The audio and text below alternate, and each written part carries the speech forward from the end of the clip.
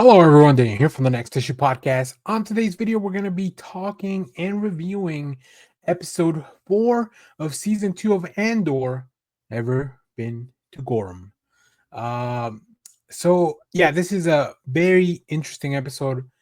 Before I get into the spoilers, just a few quick things. We do get a 2.5 minute recap of everything that happened in the first 3 episodes. So if unlike myself, you haven't been taking arduous notes on each episode, this will probably help you just put all the pieces back in your mind. There's a lot going on here. There's at least 3 different big storylines, along with some other little stuff that's happening. A lot of characters to keep track of. So, like I said, I take notes for all these videos. So, like, I'm catching everything. But yeah, this show is definitely something you want to put your phone down. I don't think you want to watch all 3 episodes at once. I understand why they are doing this type of release though, because uh, each episode is part of this small arc, and watching these weekly would probably not feel. It would probably feel like a very slow pace, but this way, you can kind of watch at your own leisure. This first one was about 45 minutes or so once you remove the recap and all the extra credits. But it was definitely a lot more calm than the third one, right? So we reached a big crescendo with episode 3, and then we jump ahead 1 year to BBY 3, and now we're kind of setting up what's going on here. So I think I like that cadence. I like the release schedule, because that way I can just watch. I probably watch 2 of them on the same night, and then one more the next day, which will be the big one. That should be the big one, just in order to also put out videos in the channel. So we'll have videos for every episode of Andor, which should be 12 total. So stay tuned for that. This one, like I said, a lot more slow paced.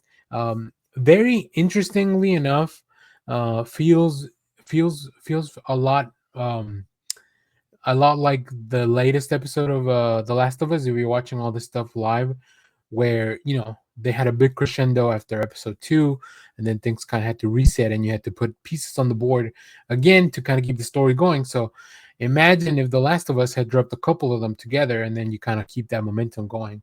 I think Andor can definitely benefit from that, and they still get a full month out of this. They still keep your subscription to Disney for at least a full month because it's 4 weeks of Andor. But something else is coming. May the 4th is coming up, so they'll be dropping some really fun stuff, including the Underworld, Tales of the Underworld from Star Wars. But anyways, we'll talk about that when we get there. Um, all right, we're gonna get into spoilers for Andor episode 4. This is all about this Gorman planet that they had mentioned in the first episode, or the first few episodes, where the Empire was planning to pretty much destroy, figure out how to best and most efficiently destroy and overtake this planet. And it is very interesting. I feel like this is going to be a big turning point for both the Rebel Alliance and their cause, but also a big win for the Empire. So a lot of really cool stuff. A lot of name drops. You'll hear like, Yularen, Captain Yularen, and you'll hear Tarkin's name, like a lot of name drop, and then you get to see a big character come back. We'll talk about that in a minute. So we begin with Cyril, which is an interesting choice. I think Cyril, being somebody that kind of just works for the Empire on a day-to-day basis, is an interesting choice to follow around. He's almost the lead of this episode, really. But he has a very interesting storyline. He has moved to Gorm, and he's providing a look at the life of this planet. So as we kind of see him go to work, we see that there are people that are protesting, people that are against the Empire, but the Empire has also now has a big stronghold on whatever is going on. So it's interesting. It's an interesting mixture of how the Empire has done so much, in a year's time, towards their plan. Now he's having a conversation with his mom on the phone, which is being listened to by some of the, I guess, what you would call them, the rebellion, or the insurgency on that is native to Gorham.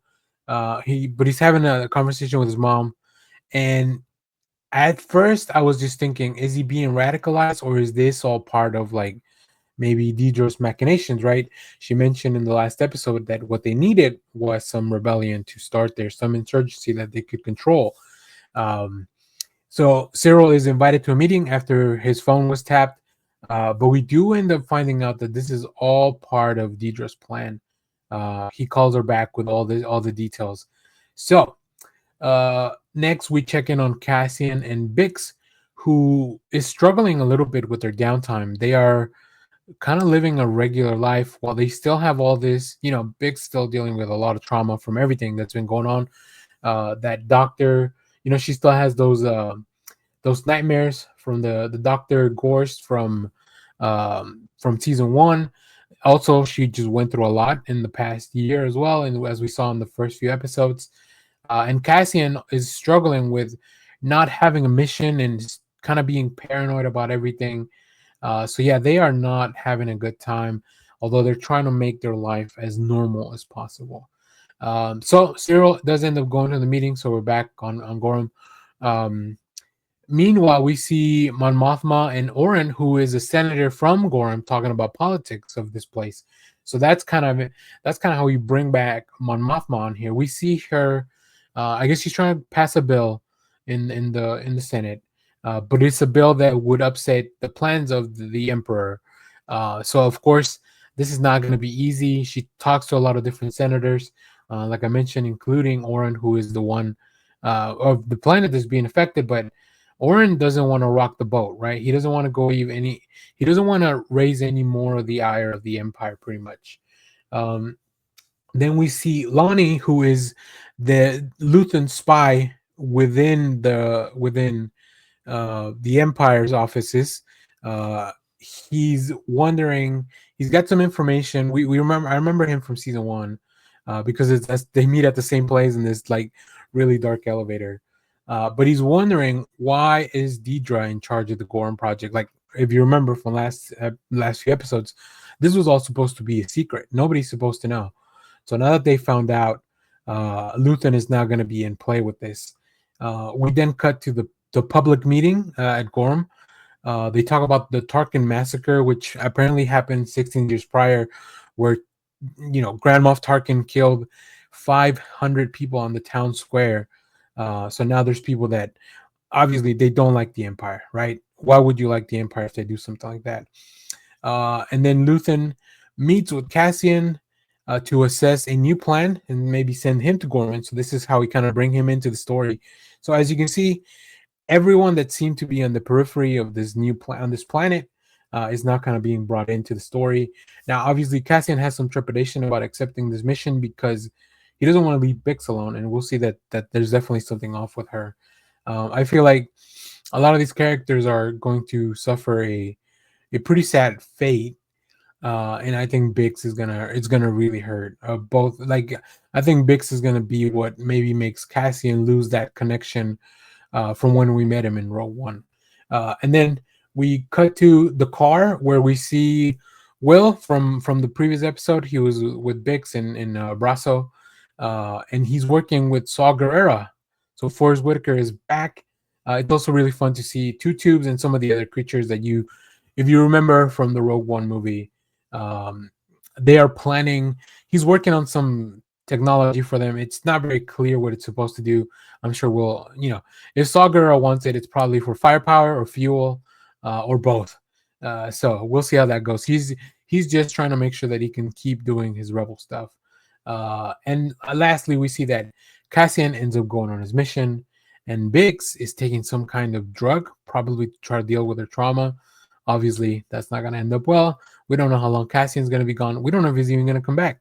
He still hasn't been. I don't think he's been able to go back for B2, which I have a theory on. I think there should be another video on the channel, or if you checked out our live, you should be able to hear it there.